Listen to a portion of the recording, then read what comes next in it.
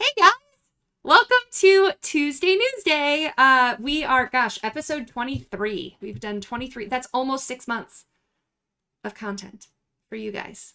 Welcome to the show, guys. I'm Alternis. I'm the community and marketing director for Catalyst, and I've got with me Russell Zimmerman, Battletech and Shadowrun freelance author. What is up, everybody? How's it going? So I'm really excited to get into because you were telling me before the show you have a ton of projects that you've been working on that are coming Uh, up. I like that we both are hatting it up today. Guys, I wanted to wear this for you today. I have all the hats lined up on my table behind me, and then I've been cleaning up my studio and I found all the pins. And so I just spent we just had a 3 hour Gen Con retrospective meeting with the directors for Catalyst, and I spent the time listening, putting pins on my hat. So I'm pretty proud of myself here. I was like, I'll wear it for the show. Uh, and you've got your Sport and Clan Wolf. yeah, my hat is pinless because Clan Wolf is perfect just like it is and does not need to be bastardized by additional ornamentations like some free birth family tree. Damn, that's harsh. You're welcome. All right. Well, news for you guys to start out with here. We've got. I don't have much of a shipping update. Tyler did push for me and got me from QML. Shipments continue to go out. Address verification emails for the next segment will go out Friday. So another batch, you check your email, you might be getting your verification for shipment. And we are still shipping the current segment and will be for another week or so. So they're prepping for the next one, but still shipping the current. So that is all the news I have. What else do I have here? I've gotten a couple of things from... Oh, I have my notes in front of me. Look at me go. Voltron, the RPG, is coming to Kickstarter in October. So I do have a link for that. Let me find that link. Rusty, are you working on Voltron at all? I am actually done working on Voltron. I wrote some fiction for it, Oh, which of all the things that, 35-year ago Rusty would never imagine he was writing, I think maybe Voltron fiction is like the one I would never imagine the most. So yeah, it was really cool. They gave me the fiction piece for the kind of classic slash original Lion Force Voltron. So that was a heck of a lot of fun to put that together, and hopefully it'll get out there and we'll get eyeballs on it and folks will enjoy it and have a good time. yeah, I dropped the link in chat. Thank you for stalling for me while I found it. You're welcome. So the cool thing about this Kickstarter that I'm really excited about is, and I'll tell you the little maybe part too. But the Kickstarter is going to feature 2 books. So if you like playing Voltron, back in the 30 years ago version, 40 years, it's its 40th anniversary this year, I think. It's as old as BattleTech.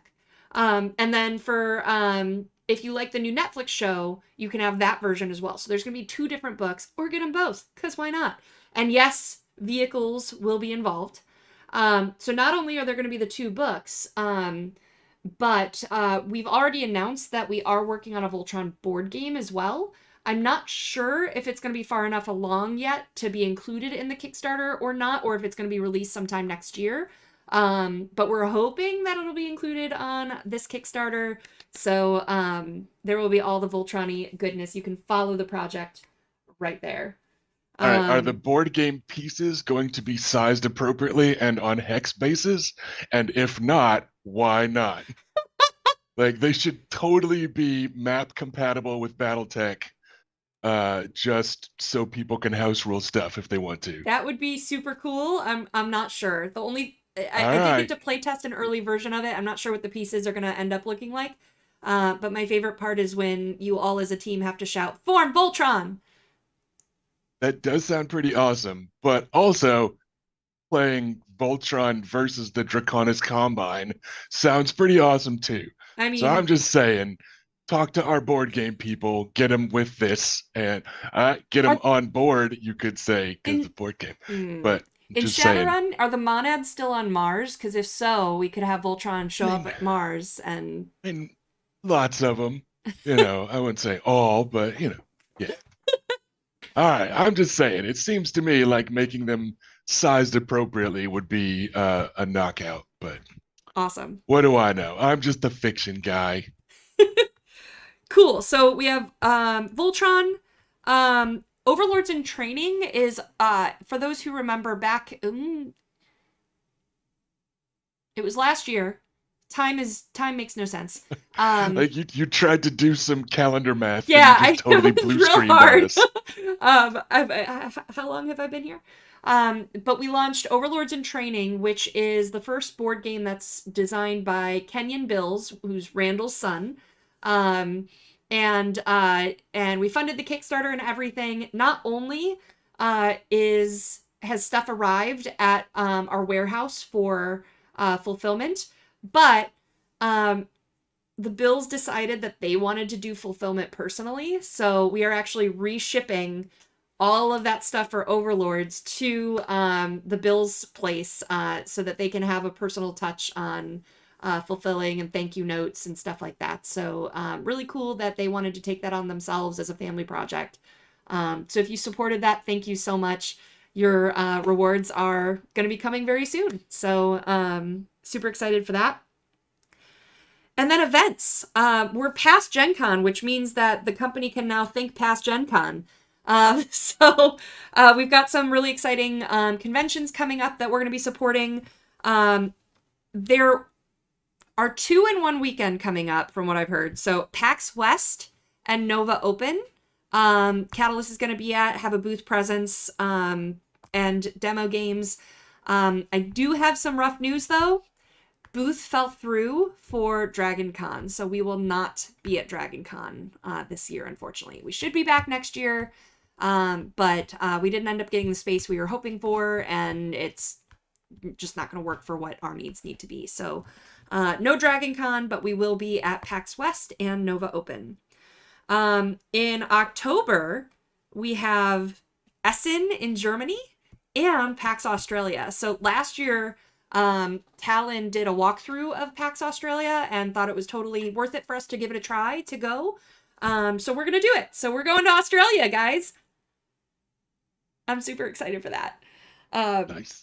So Essen in Germany is one of our favorites. Randall loves going to that one. And we're going to see how that goes. But those are our international cons for October. And then we'll also be at Gamehole Con in, I think it's October 20th-ish. So Gamehole Con is one of my favorites. I think Origins was my favorite for a while because it was a big con but still felt intimate. And then I loved Gary Con because D&D and like if you want to play in the industry, like with other industry people, it's a great place to do that and meet a lot of industry people. I saw Matt Mercer there my first time going. And then Gamehole Con feels like Gary Con, but it's in Madison, Wisconsin. And it's like all RPGs. It's not just D&D focused. So we're taking a booth there. We're gonna be in a special like lounge area on the second floor. There's gonna be neon lights. We're gonna have like a cool booth area up there. So you won't see us on the vendor hall map because we are gonna be separate from the vendor hall. We're special. So I'm really excited for that one. So come check it out. We're gonna do a lot of Shadowrun. There's also Gamehole Con does a lot of special guests games. So you're going to be able to play with me. You're going to be able to play with RJ Thomas, the line developer, and with Jason Hardy, the RPG director. So you get to play Shadowrun with all of us. Choose your GM, and we'll run you through it. We'll also be doing demos of Voltron and Frostpunk there at the show. We'll have a little bit for minis for Battletech, not a whole lot, because it's just more of an RPG con. Last year there were 2 demo agents that ran tables periodically, like as they wanted to at Gamehole. So we will support that, and we will have a little bit of merch, just not as much. So yeah, that's all the news for Tuesday Newsday. So we're gonna turn this around and make it about Rusty now, about Russell, your public name. Yeah, I go by Russell on all my writing credits, so I sound a little bit less like someone's dog. But if any of you see me in person at a con or whatever, I answer to Rusty. It's fine. I love that you're wearing the pupper Yeah, logo. yeah. I mean, they're the goodest boys because there isn't a Kellhound's hat, Yeah. so I think make do with the wolves. I think Oh, Wolf's no, Wolf's Dragoons. Dragoons, Yeah. I but was like, not there is a black and Kellhounds. red one. What is it? Yeah, Um, it's the Wolf's Dragoons stepping on the Kellhounds and taking their color scheme is what it is. I do. Anyways, everything's fine. I think I have a Calhoun's. Yeah, you got one over there. Yeah. uh, Still, flying over the purple bird of Merrick, which is where things deserve to be, above House Merrick. I Anyways, wondered when I was doing the pins. I was like, I wonder what statements I'm inadvertently making by putting some of these factions close by. yeah, Um, it's all good. I don't know. I don't know. All right. Well, Russell, this sounds so professional. It does. So you've been working for freelancing for Catalyst for quite a long time, and you started with Uh, Shadowrun. yeah, Walk us through 14 that. years. About 15 years ago, I started freelance writing in the industry, period, by way of writing some fan fiction for War Machine and Hordes, which turned into doing some magazine articles for War Machine. After running into some of the privateer press people at Gen Con and finding out that they liked my fan fiction, which was wild because it was the magazine editor and their lead fiction writer that were chatting with me. And they were like, yeah, we read your stuff all the time. And I was like, excuse me, what? Right? Like, so it was all backwards, but it was pretty cool. I got that freelance gig. I got another freelance gig with some folks I knew from some forums that started up a kind of skirmish scale war game. And then I just reached out to Jason Hardy, who was the Shadowrun line developer at the time. And I wrote the intro fiction for the book Attitude, which was my first ever published Shadowrun work. And it has been about a million years. So yeah, I started with Shadowrun eons ago. I've written a ton of Shadowrun in the meantime. I believe I've written the most Shadowrun fiction, which is pretty cool. Ooh. And yeah, in the last couple years, I just started in on some BattleTech. And yeah, it's been really cool. BattleTech was my first war game growing up. So it's been really cool to finally have the excuse to roll up my sleeves and start churning out the Stompy Robot fic. And I got the green light from Phil and John, and I've written about 400,000 words since then of BattleTech fiction. So it's slowly but surely coming out because Shrapnel is a slowly but surely machine. That's the downside to it being a quarterly magazine. But yeah, I've got a big overarching story coming out via Shrapnel that will then be supported by a wrap up novella and then a secondary novel and all that good stuff. So Shrapnel's 11, 13, 16 were all prequel pieces for the Mountain Wolf Battle Mechs arc that I'm kind of kicking off properly. The initial story that I planned in the serial fiction that is in issues 17, 18, 19, 20. So I just threw together some prequel pieces that kind of told the backstory of the company and fleshed out the kind of ruling family of Mountain Wolf Battle Mechs and humanized Brandon, the CEO that we knew was CEO for like 60 years and didn't know anything else about. So it was fun to kind of tell those stories. And then we've got the serial fiction, which is 17 through 20, which was the initial pitch that I had and story that I wrote. And that has the second part coming out next month. And then there's going to be a short novel after the serial fiction that wraps it up. And I'm working on another novel right now that is Ill Clan era, but calls back. to that serial fiction and other Mountain Wolf stuff. We're trying to shift the focus of a lot of the Battletech fiction, like the bigger stuff, the novels, to the now in the Mhm. timeline, and move it into the current kind of Ill Clan era. With Shrapnel, they let us kind of do what we want a little bit more, and Phil enjoys that being an artisanal blend of Battletech stories that can be decades or centuries apart. But with the novels and stuff, they prefer we go a little more modern. So yeah, I'm currently working on an Ill Clan era Mountain Wolf novel that I think folks will dig. So that'll be fun. And then, yeah, I got in on the Bounty Hunter anthology, which I won't say anything else about because I don't remember what I'm allowed to say about it, but got in that one. I had a really fun Kellhound story in Shrapnel 15 that I then was bored, so I wrote a follow-up novel that ties into that short story. So that's working its way through the What does pipeline. bored So feel like? yeah, it just comes and goes every now and then. I've got a little time and I'm in the zone for a certain type of story, so I write more of them. And that's why I had, a four-parter pitch for a serial fiction for Mountain Wolf that then turned into a trio of prequel stories as well. That's how I have this Kellhound story because they asked for a mercenary themed one, and I had my Kellhound Striker Lance within line of sight, so I went for it. And then that turns into a spin off novel. Um, my Shadowrun novella, Chaser, I literally wrote that because they were taking too long to publish the second novel in Kincaid's trilogy. And I was just like, hey, John, here's some more. Publish it. Do it. Do it. And yeah, like every now and then they just let me get away with that, where if I'm in the zone and the words are flowing, I just write some stuff and I leave it to the grown-ups to figure out a publication schedule. So Awesome. All right, so that's a lot of BattleTech news. Um, yeah. Now you have a book coming out next month for Shadowrun. So before we get into we gotta tease about that. So the first thing I want to start with is some of your Shadowrun writings and the one of the best sellers for the Shadowrun series, the Kincaid series. So talk to us about where you kind of started, how Kincaid played in, and then we'll move forward.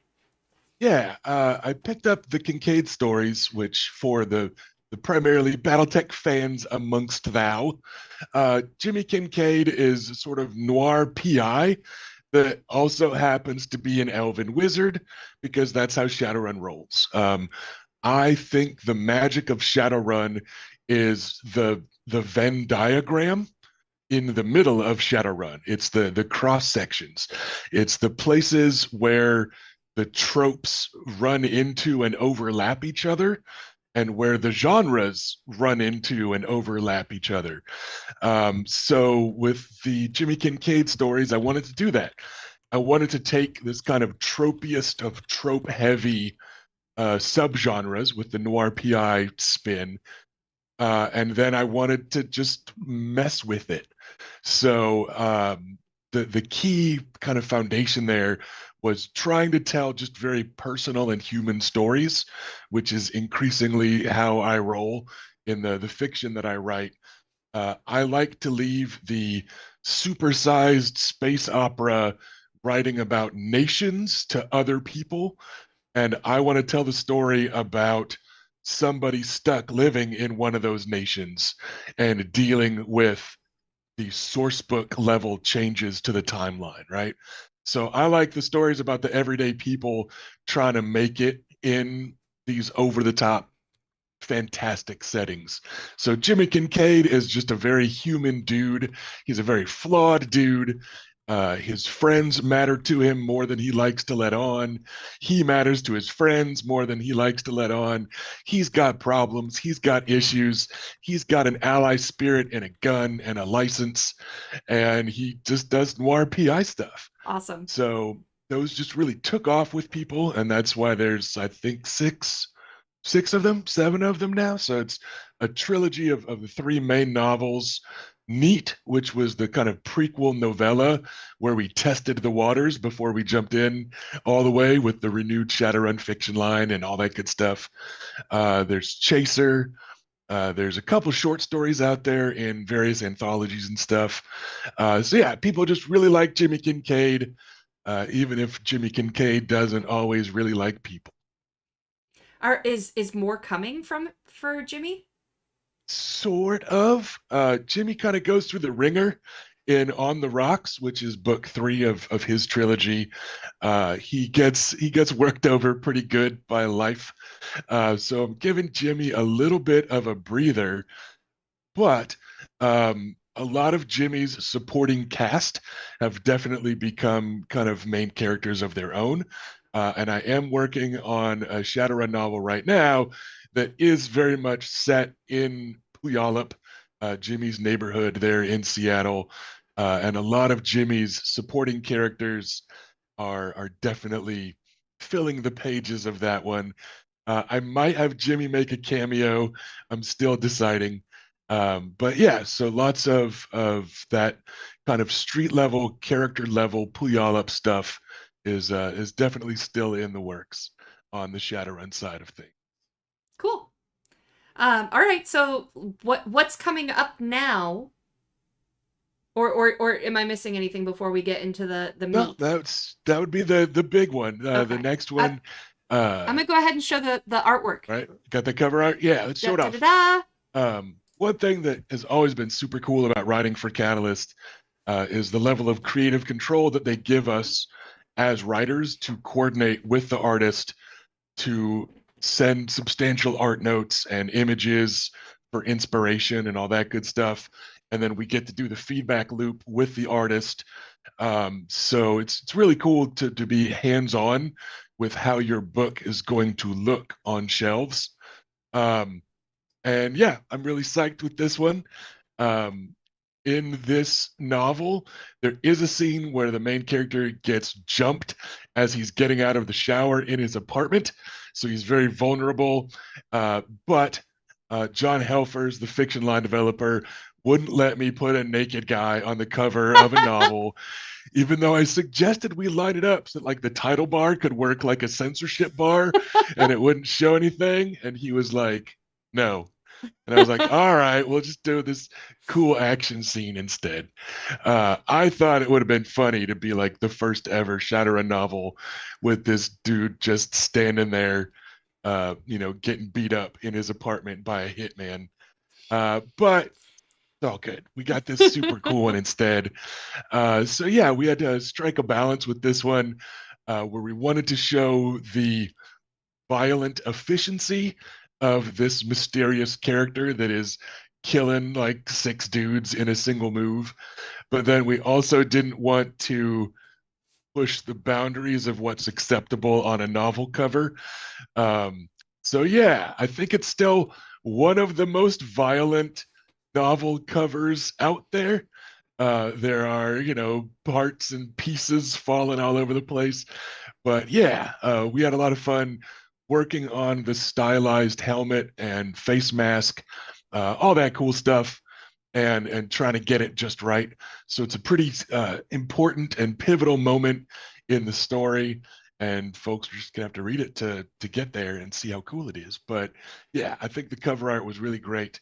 Dark Synergy is another Shadowrun story that isn't quite about Shadowrunners, right? It's I have a tendency that I have every plan of continuing where my Shadowrun stories aren't just about Shadowrunners.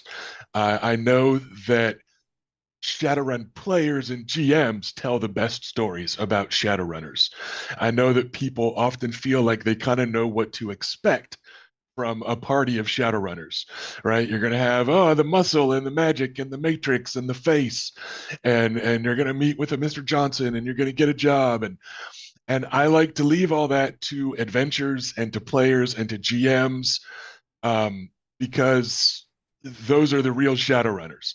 So instead, I like to tell stories about people in the Shadowrun universe, which is how we've got Jimmy Kincaid, the noir PI, who kind of runs into Shadowrunners because he deals with criminals. That's how I've got the Blackbird trilogy with Dash and his paramilitary stories, which overlaps with Shadowrunners because some Shadowrunners are mercenaries and some mercenaries are Shadowrunners. But it's never quite a Shadowrun story or Shadowrunner story.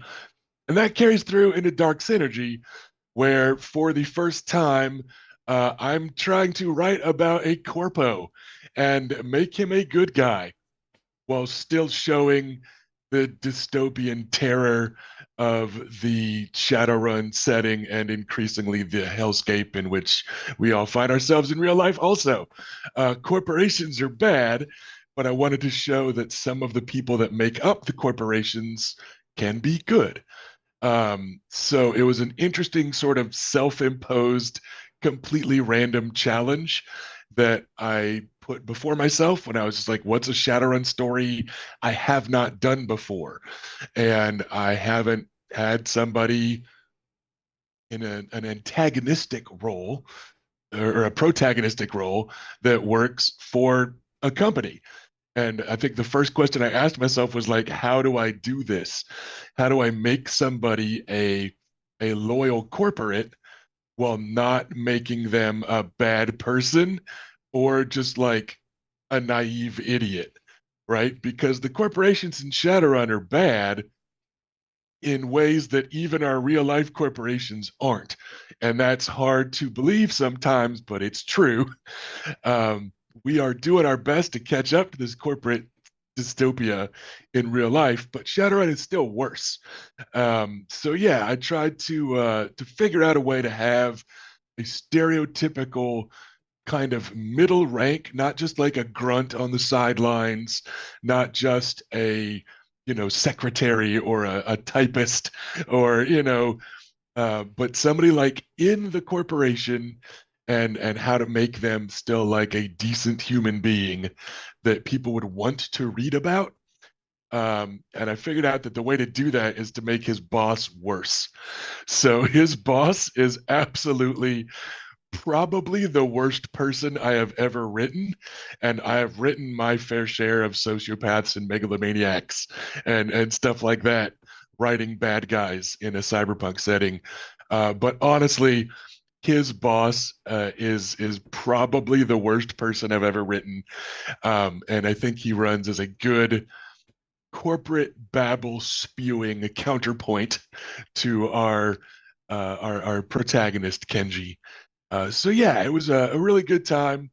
It does tackle some dark stuff, and not even just like corporate dystopia stuff. But there's some issues of mental health in this one. The back cover copy is available if you go to the pre-order page, which maybe our mods will be able to link in a second. Oh, I have Pre-orders that. are now I can do available. that. Yeah. So the back cover copy kind of gives it away that as the story progresses, Kenji learns maybe he can't trust the people around him in this company, and maybe he also can't trust his own mind. And that's some heavy stuff to be writing. You don't ever want to take it lightly when you're tackling issues of mental health. But yeah, so I had a very interesting time working on that. I had some friends of mine read over it and get eyes on. Anytime I'm writing about lived in experiences that I'm not the one that's lived them, I try to get some other people involved.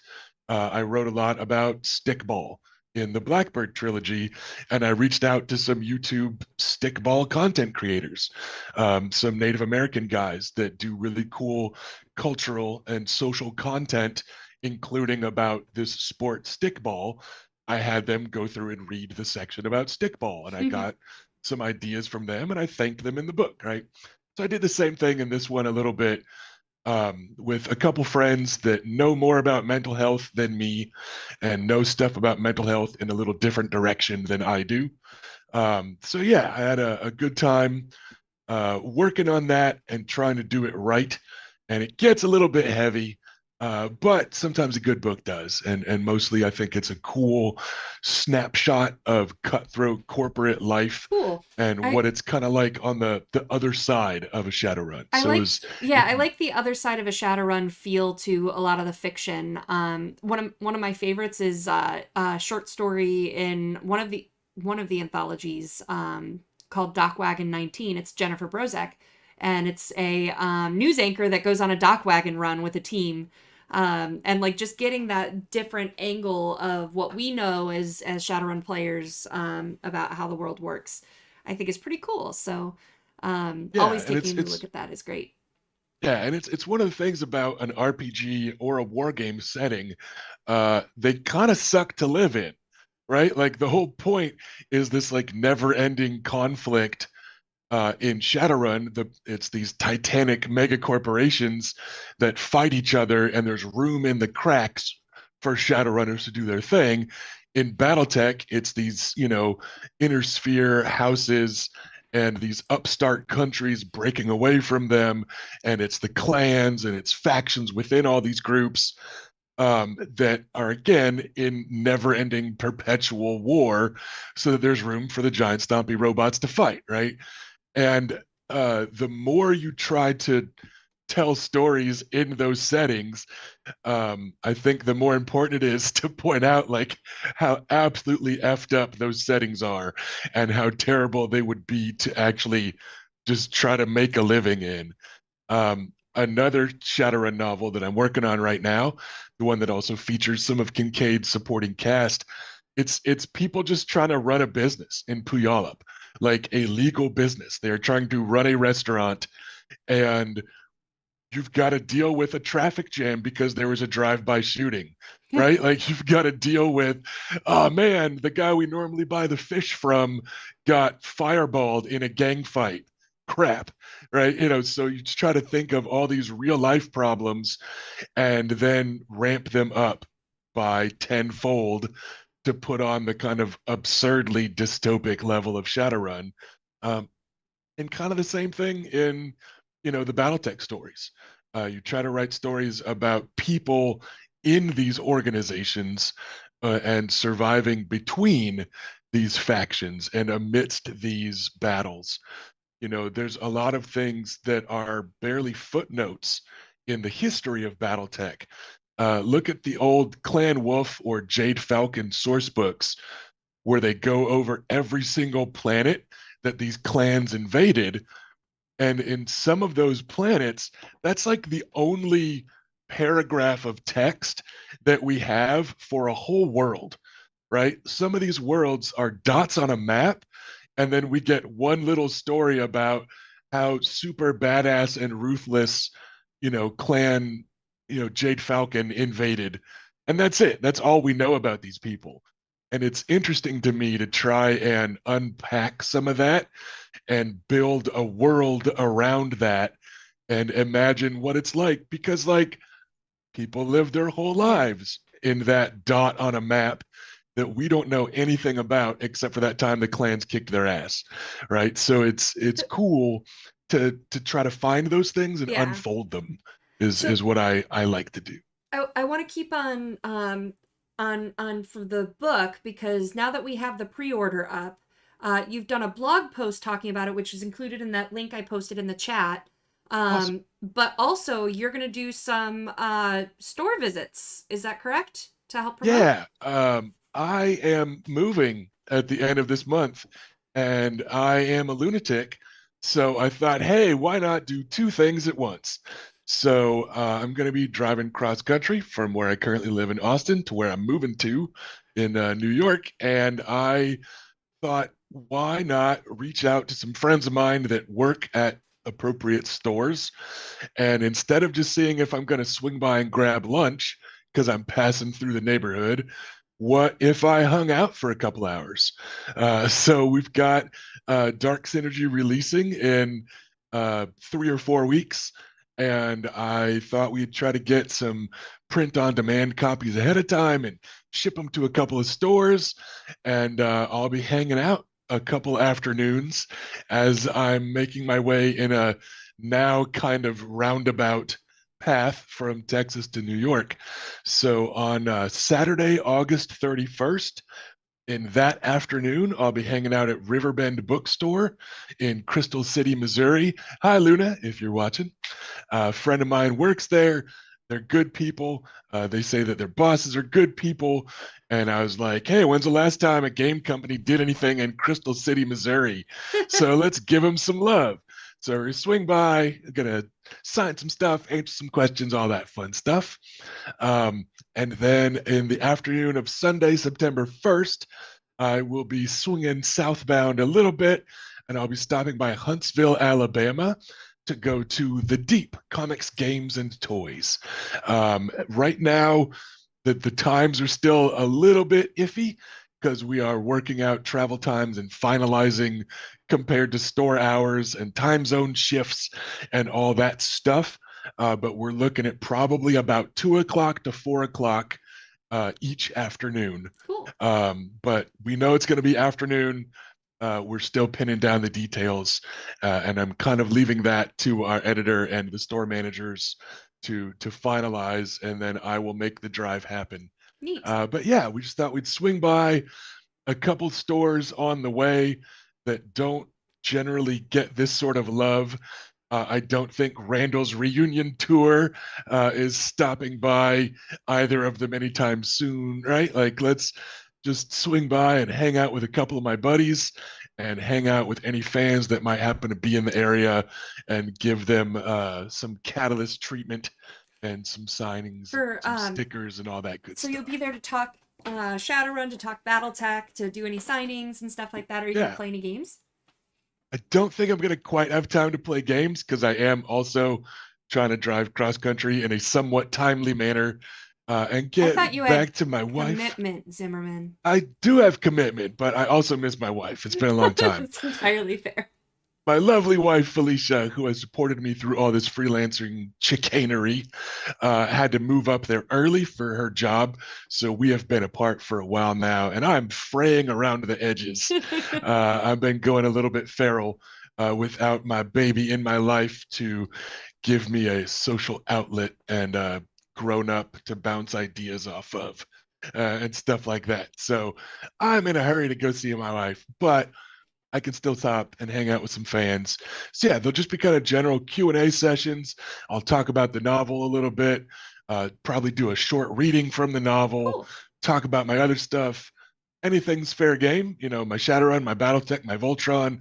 I'm working on some Earth Dawn stuff. I'm working on some Ooh. Warhammer 40K stuff. I've worked on in the past vampire stuff for, Vampire the Masquerade and Dark Ages. I'm working on Gangs of the Undercity stuff. Just whatever, man. So Well, as always, I like to chat about all the stuff I'm working on. I'm never kind of setting specific or even company specific. If somebody's got a question, I want them to sure. ask it. So yeah, So we're almost time to switch over to questions here. no Um, problem. so I know you had said you had talked about BattleTech and kind of what's coming up with that. We talked a lot about this book. Is there any other Shadowrun coming up that you want to talk about? There is so much Shadowrun coming up that I want to talk about. And almost all of it hits in September, actually. Ooh, We've got this novel launching a week or so into September, I believe. A few weeks later in September is a new Shadowrun anthology called Magic, Machines, and Mayhem. I've seen the cover art also for that. I'm not allowed to share it yet, but I've seen the cover art. It's looking really cool. Magic, Machines, and Mayhem is already out to Shadowrun Edge Zone card game Kickstarters, but the full release is coming up next month. Magic, Machines, and Mayhem has a story in it that is actually a prequel piece to this novel. I was working on this novel when they sent out the submissions for Magic Machines and Mayhem, and I was like, I'm going to write some more Kenji. Let's go. So yeah, the short story I've got in Magic Machines and Mayhem ties into Dark Synergy, which is due out the same month. So that's pretty cool. Also in September, the source book Smooth Operations is going to be hitting shelves. Smooth Operations is about the kind of classic face in Shadowrun, which again, for the battletechians out there, the face is kind of your face man from A Team. It's the con man, the liar, the negotiator, the seductive team member, the distraction, right?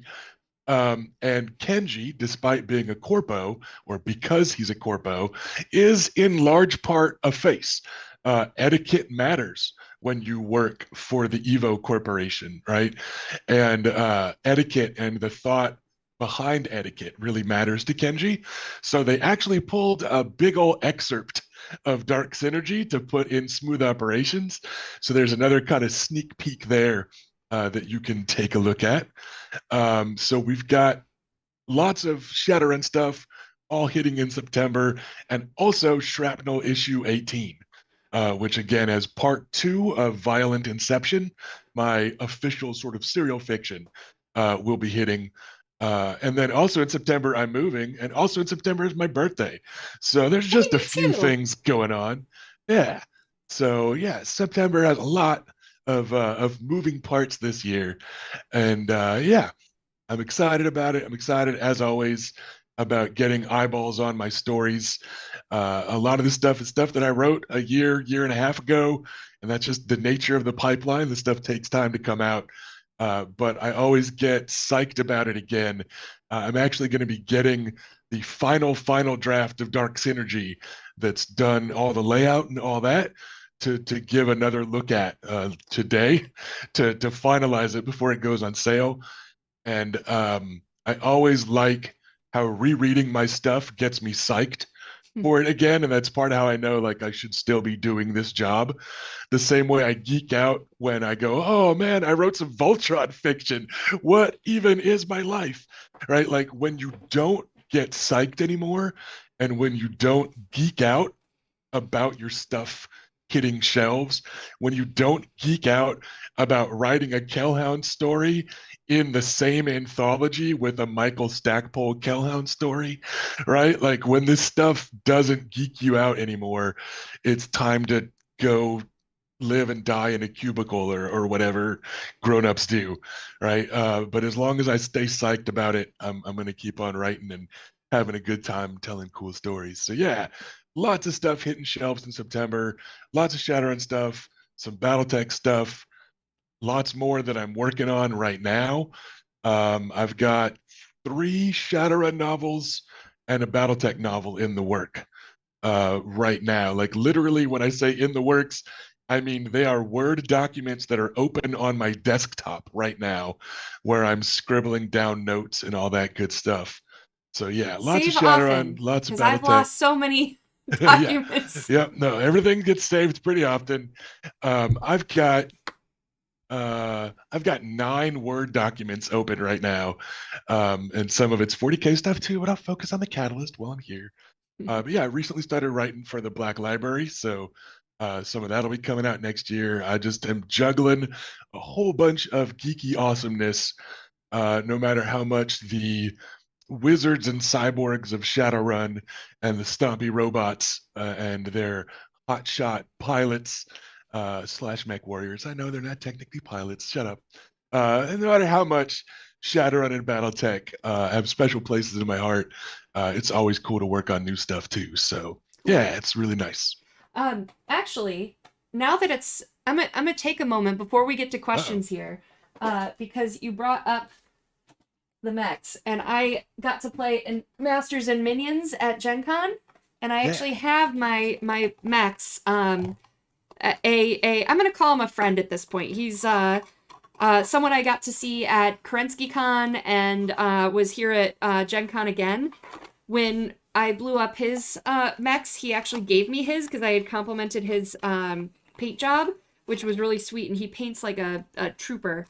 And then I had some of the most desired mechs for the Masters in the competition. So I want to share these with you guys real quick because I'm pretty Nice. excited about them. Once I have my walls up on my shelves, they will be up there. So the 2 that were painted um, that I liked for from our That is player. a violently purple and green king crab. Yes, I like violent violently bright colors. So, Nice. and then also, That is a violently orange Nova Cat. I like it that they went hard with the big, bold, bright I colors love it. to just remind the world that paint jobs aren't practical, right? Like in real life, a paint job on armor is a matter of practicality, helps protect from the elements, lets you tell who's on what side a little bit, and yada, yada, yada. But man, in Battletech, if all of camo specs was practical, it would be boring as hell, Well, right? And there's a few forces that are like, we like drab green. Don't get me wrong, your point is still valid. But man, when they just go, hey, you know what? This is like a 4-story tall, 100-ton robot. mm-hmm. It's not sneaking anywhere, bro. Like, It's in like people are camo. gonna Oh, I can't spot see us, right? Yeah. it. Like sensors are a thing, but also so is the human eye. So, So yeah, when they just this is lean what into I the got to parade play. colors and yeah, it's good stuff. This is what I got to play. And shout out to Carrie Jo because she was my painter. This is my Atlas. From Unicorn Podcast? Or am I Yes. getting my yeah, nice. So the teal and pink, which are my company's colors. So I loved that. And then the show stealer, the one that everyone was trying to destroy first. It's fair. I mean, it's you want to destroy the Atlas too, but you do also want to destroy the dire But I wolf. I mean, love that detail on there. I'm noticing a pretty troubling trend of all the mechs you like, Rem. You just have like no love for like the lights and mediums at all. I mean, You're so just like you're this just is like this is the mech that I played in my first grinder. right. Um I just where remember it's what you played at ChupacabraCon too. yeah, it's Like a you were trend because skewing to real me heavy. this is the one where like when someone did a full alpha strike on me and I filled in all my bubbles and I was like, "Oh, that's cute." And then I unloaded two AC-20s on them and I'm like, "Oh, this is why BattleTech is fun." So this Yeah. is this is the mech that convinced me. Yeah, it's the fun of taking what they can dish out and then hoping the dice are a little bit more on your side when you swing back. Um, I've had some pretty wild luck these last couple weeks, getting in as many games as I can with my Austin buddies before I bail, Yeah. and then I'm hoping to play with these dudes and dudettes on Megamech or something. But yeah, I've been churning out a lot of games lately, and the more games you play, the crazier your dice get because the more chances you get to roll those snake eyes and get the through armor crits and all that crazy stuff. So yeah, I've had some pretty wild dice these last couple weeks, including pulling the heart out of thunderbolts more effortlessly than you should, Hmm. which is always a little bit disappointing as much as it is satisfying because I love thunderbolts. They're maybe my favorite all around mech. And the last two times that I've fought them, the first or second round of anybody shooting at it at all, I've gotten a through armor crit that hit the ammo in the center torso. And I'm just like, yeah, I took out that thunderbolt. And I'm like, oh, the thunderbolt deserves better than that, right? Like I'm disappointed because I love T-bolts. But yeah, it's playing as much as possible lately has Yeah. been Thursday night, Friday night, Sunday, and one Saturday a month. So I've been getting in a ton of playing. It's been great. But yeah, it's definitely the fickle hand of fate that decides an awful lot of games when you start getting those through armor crits and Yep. stuff like that. Yeah, But a good that's the crit is a fun. lot of fun, and that's I mean that's what keeps it from being predictable is the Yeah. roll of the dice. So Keeps it otherwise from we'd play it being once, put it down, and never play it again. yeah, you don't want it to be a steady, slow attrition game. It's very much an attrition game, but when you get those spikes, it's always a memorable story. So Well, let's switch over to questions. yeah, what do we got? The first one I've got for you Egypt, is from not Egypt. Prussian Havoc. Any chance you might join in the telling of Leviathan stories? It's maybe. I mean, nobody's asked me, and I haven't asked anyone. I've kind of got my hands full, but I know the Leviathan's crew are good people. I played a ton of BattleTech when I lived in Northern Kentucky / Greater Cincinnati with some of them, and actually, now that I think about it, he did accost me when I saw him at Adepticon and asked when I would work on Leviathans. So I guess somebody has actually asked me to work on Leviathans. I just haven't gotten around it yet. I've got a lot on my plate, so I haven't made the jump over to the ironclad skyships yet. I think it'd be fun to do so. Hmm. I'm actually a historian by like education and formal training. I was a history professor and all that, specialized in military history. So anytime a game has those kind of historic trappings, it's interesting for me, and I have a lot of fun, and I do way more work than I should doing the research and that sort of thing. But yeah, I just haven't done it yet. I'm certainly not saying that I won't, but I will say there's nothing like in the pipeline. I can't blame an editor or anything for you guys not seeing any Leviathan's work yet. Fair enough. Okay. Um, then I've got a couple of BattleTech questions. Will from liberal application of Thunderbolt, which is pretty funny considering I dig it. our conversation. Will any of the BattleTech 40th anniversary merchandise be available after this year? Um, I'm sure it'll stay on the site once we get it up there until like it sells out. But we won't be reprinting anything for next year.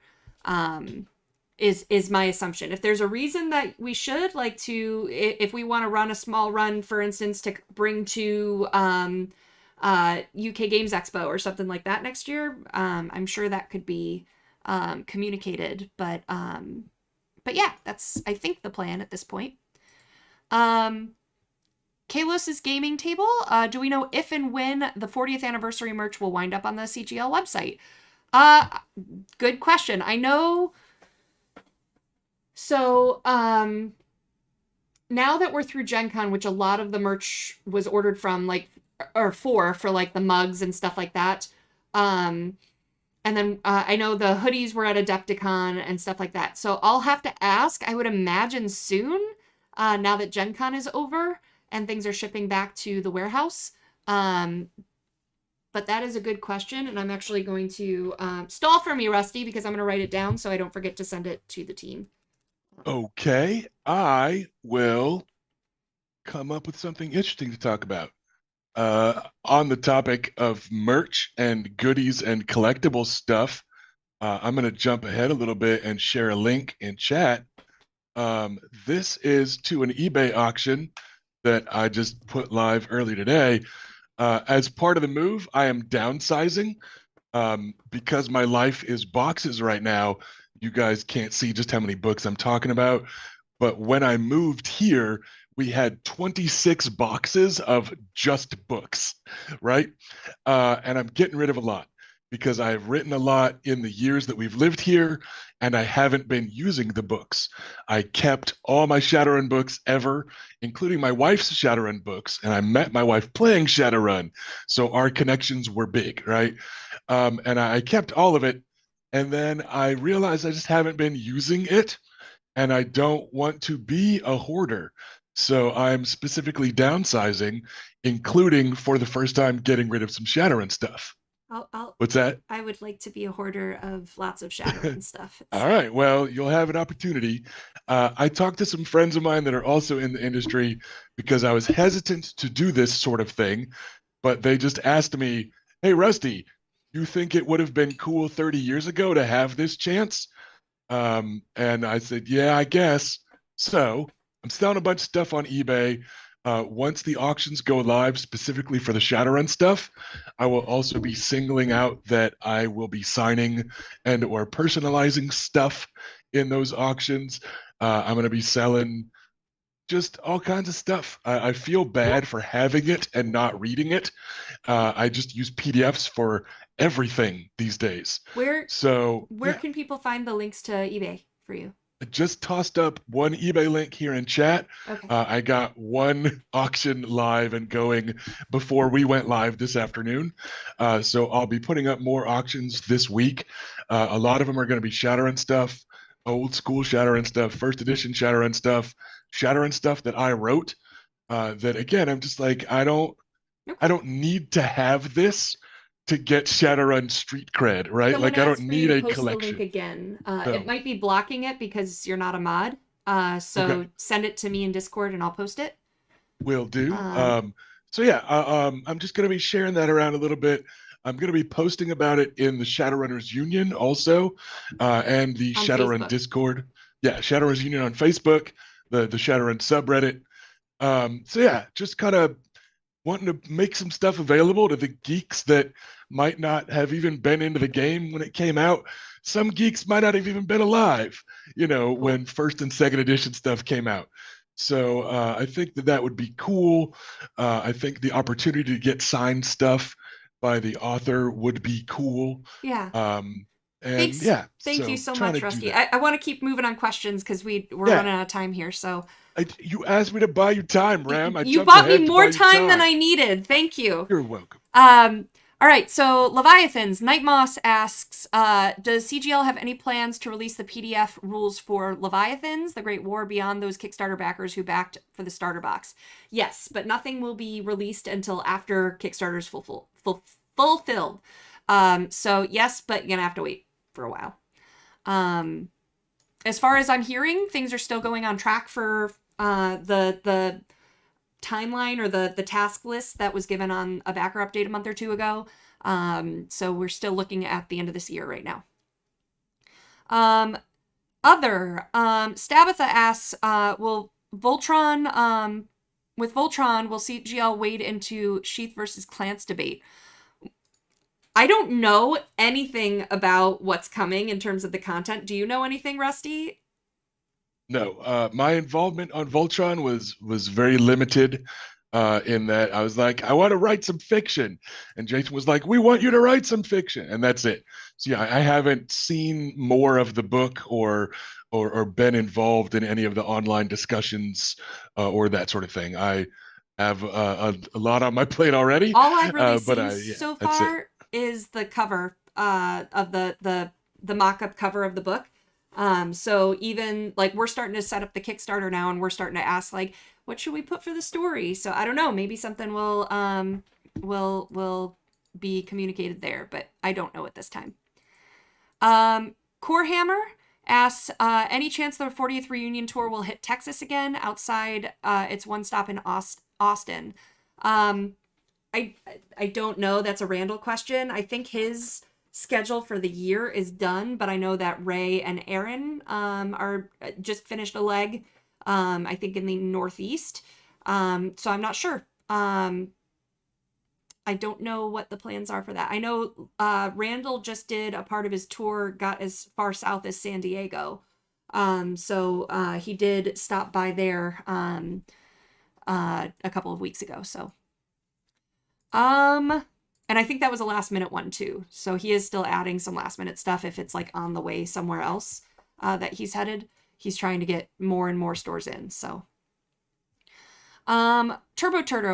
Turtle. Wow, sorry about that. What cons are you streaming from since you didn't do Gen Con? We didn't stream from Gen Con, but we got a ton of recorded content. So the team is currently editing through that, and we'll be doing weekly releases once we've got a few weeks geared up so we won't run out of stuff if editing falls behind. So we've got panels, we've got interviews, we've got something really cool, I guess, that hasn't happened before. They said anyway, was we got Lauren, Heather, and Talon Coleman all together to talk about like what has this looked like as a family, which is kind of cool. We've had developers, we've had camo specs, we had a lot for Gen Con, so I'm really excited to get that content out to you guys. But streaming now, it looks like in terms of cons, we will be doing streaming with the conventions. So we did stream for Gen Con. We did World of Shadows, and I'm hoping to get some BattleTech done for some of our upcoming ones. And then, but we will be doing booth streaming at PAX Unplugged because that is going to continue to be our announcement con where we're like, this is everything we can talk about that's coming for 2025. And we just are dropping everything for you guys that we can. So PAX Unplugged in December, and then Adepticon is our other streaming con. So those are the two where the numbers were really worth it from last year. Last year we did PAX West as well. Wasn't really worth it. And Gen Con, 70,000 gamers are at Gen Con not watching YouTube. So our numbers were not great before. So we changed strategy on that for the recordings. Chris, Gen Con's also just hard to stream at. And I did some with you guys and I loved it, but it is so loud at Gen Con. It's just like the logistics of it are nightmarish.